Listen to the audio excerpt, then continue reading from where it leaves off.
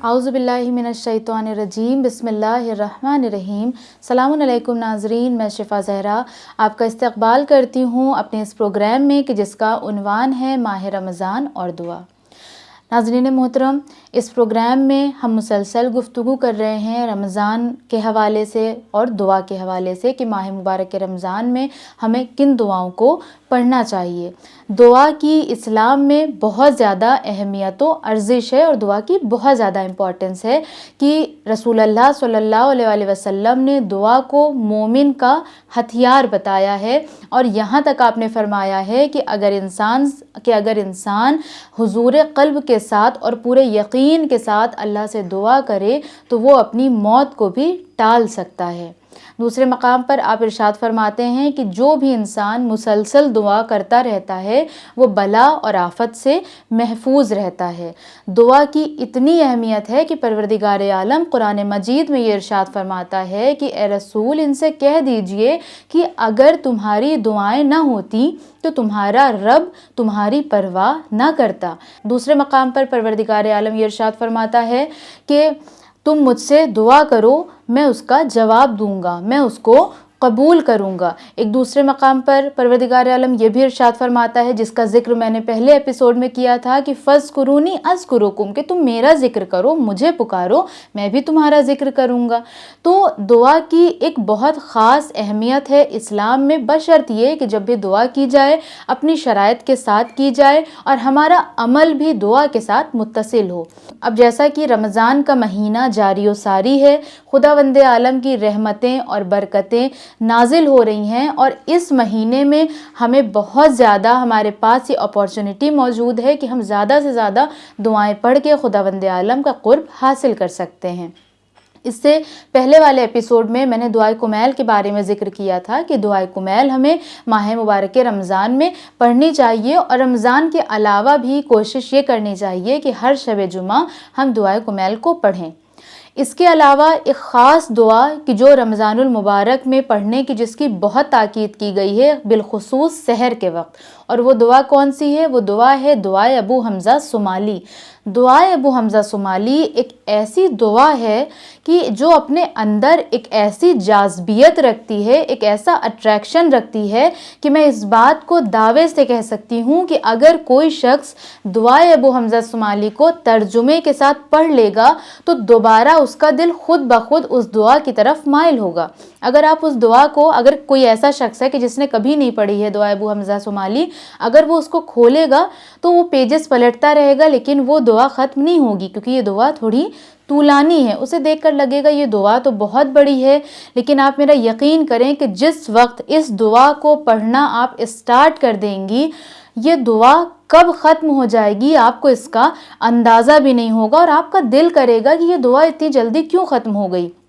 یہ دعا اپنے اندر ایک ایسی طاقت، ایک ایسی قوت رکھتی ہے کہ جس کو میں شاید بیان نہیں کر سکتی ہوں۔ یہ وہ انسان سمجھ سکتا ہے کہ جو خود جا کر اس کو ایک بار پڑھے، اور کیوں نہ یہ دعا اپنے اندر اتنی جاذبیت رکھے، کیونکہ اس دعا کی تعلیم دینے والا وہ ہے کہ جس نے پوری دعاؤں کا مجموعہ ہمارے لیے پیش کر دیا۔ یعنی کون؟ یعنی ہمارے چوتھے امام زین العابدین علیہ السلام، کہ یہ وہ دعا ہے کہ جس کو امام زین العابدین علیہ السلام نے اپنے خاص صحابی ثابت بن دینار کو تعلیم فرمائی تھی،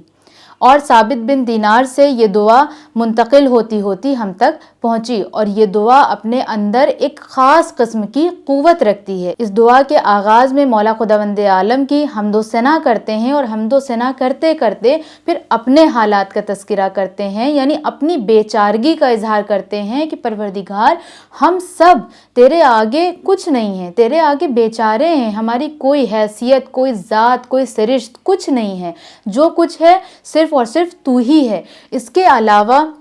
مولا اس طرح سے بھی بیان کرتے ہیں کہ پروردگار عالم، میں نے خود اپنے ہاتھ سے اپنے نفس پر ظلم کیا، میں نے اپنی عمر کو ٹال مٹول میں اور فضولیات میں گزار دیا، اب جب کہ دھیرے دھیرے موت میرے قریب آ رہی ہے تو میں پریشان ہوں، حیران ہوں، نگران ہوں کہ میں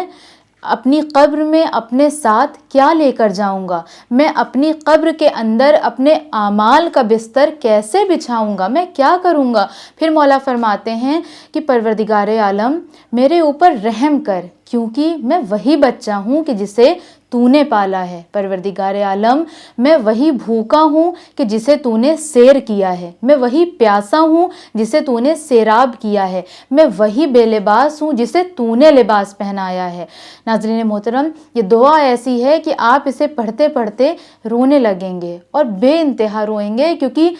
یہ دعا بہت لمبی ہے اور اس دعا میں جو چیزیں بیان کی گئی ہیں اس کو شاید میں ابھی بیان نہیں کر سکتی، کیونکہ اتنا وقت بھی نہیں ہے۔ تو بہتر یہی ہے کہ اس دعا کو اس مبارک مہینے میں ضرور سے ضرور شامل کیا جائے، اور اگر اس بات کا تقاضا کیا گیا ہے کہ اس کو سحر میں پڑھا جائے تو پھر ہماری کوشش بھی یہی ہونی چاہیے کہ اس دعا کو ہم سحر میں ضرور انکلوڈ کریں اور ضرور پڑھیں۔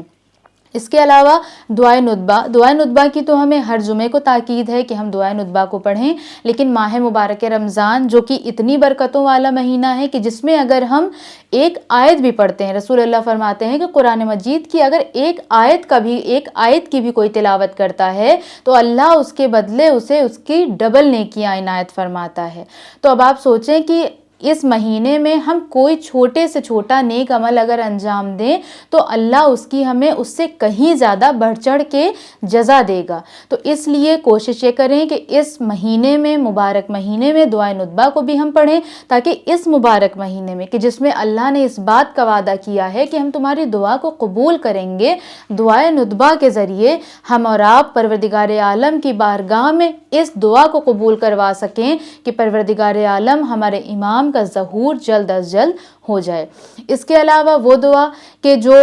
بڑی ہے، جیسا کہ دعائے ابو حمزہ صومالی ہے، لیکن اس دعا کی بھی بڑی تاکید ہے پڑھنے کی، اور وہ دعائے جوشن کبیر ہے کہ جس میں 100 بند ہیں، اور یہ وہ دعا ہے کہ جو جبرائیل کے ذریعے رسول اللہ کو پروردگار عالم نے تعلیم فرمائی ہے، کہ جس میں پروردگار عالم کے بہت سارے القاب ہیں، بہت سارے اسم گرامی ہیں، اور ہر بند کے بعد علماء کہتے ہیں 100 بند ہیں، اور ہر بند کے بعد بہتر ہے کہ انسان اس فقرے کو شامل کرے کہ سبحانک یا لا الہ الا انت الغوث خلصنا من النار یا رب۔ یہ جب آپ دعا کا آغاز کریں گے تو یہ سٹارٹنگ میں ہی یہ فقرہ لکھا ہوتا ہے، تو اسی کے بارے میں ہے کہ ہر بند کے بعد اس کو ریپیٹ کرنا چاہیے۔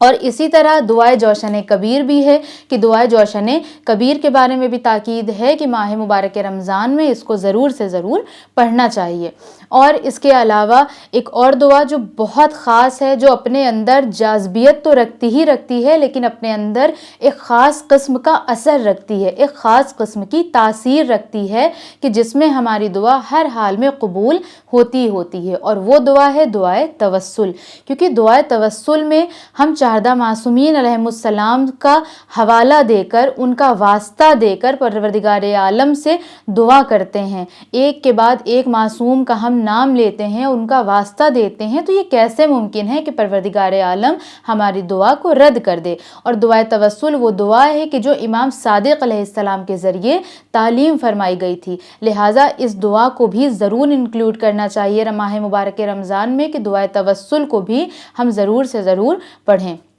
اس کے علاوہ زیارت عاشورہ بھی ہم اسپیشلی شب جمعہ میں اگر ہم پڑھ سکیں تو ہمیں ضرور پڑھنا چاہیے، اور پھر اس کے علاوہ اپنے روٹین کے حساب سے جب جو چیز ہم سیٹ کر سکیں اس حساب سے کریں، لیکن کوشش یہ کریں کہ وہ تمام مشہور دعائیں کہ جن کی تاکید کی گئی ہے اس کو چاہے ایک ہی بار پڑھیں، نہ روزانہ پڑھ پائیں، لیکن اس مبارک مہینے میں ضرور پڑھیں اور ترجمے کے ساتھ پڑھیں۔ اور یہ تمام دعائیں آپ کو مفاتیح الجنان میں بھی مل جائیں گی، اور آن لائن بھی اگر آپ سرچ کریں گے تو اس میں بھی آپ کو مل جائیں گی۔ اور اس کے علاوہ ہمارے پاس اور آپ کے پاس ایک اور بہترین تحفہ موجود ہے صحیفہ سجادیہ کی شکل میں، کہ صحیفہ سجادیہ میں بھی ہمیں بہت اچھی دعائیں مل جائیں گی کہ جس کو ہم ماہ مبارک رمضان میں اپنی زندگی میں شامل کر سکتے ہیں۔ ناظرین محترم، آج کے اس ایپیسوڈ کو میں اس دعا کے ساتھ تمام کرنا چاہوں گی کہ پروردگار عالم اس مبارک مہینے کے صدقے میں ہم سب کو نیک راہ پر چلنے کی توفیق عنایت فرمائے، ہم سب کی دعاؤں کو قبول کرے، اور ہم سب کو زیادہ سے زیادہ عبادت کرنے کی توفیق دے کہ جس کی وجہ سے ہماری دنیا بھی بخیر ہو اور ہماری عاقبت بھی بخیر ہو۔ آپ سے ملاقات ہوگی ہمارے ایک اور نئے پروگرام میں، تب تک بنے رہیں چینل ون کے ساتھ۔ والسلام علیکم ورحمۃ اللہ وبرکاتہ۔